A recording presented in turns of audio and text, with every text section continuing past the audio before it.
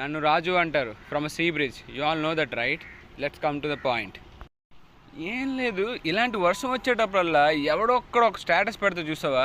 అదే అంటే ఏంటంటే ఇరుకిరుగ్గా ఉండే ఇల్లు, ఇరుకిరుగ్గా ఉండే సందులు, వీళ్ళ దగ్గర విశాలమైన మనసులు ఉంటాయి అంటారు కదా.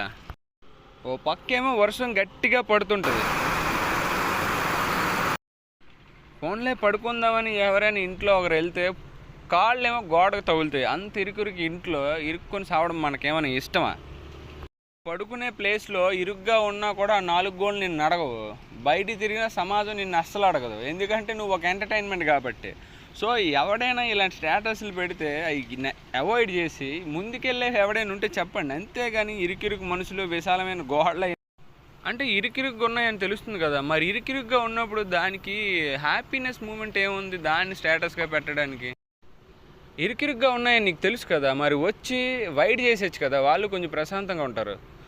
వీలైతే డెవలప్ అయ్యే థాట్స్ ఏమైనా అవ్వండి, అడ్జస్టబుల్ మైండ్లో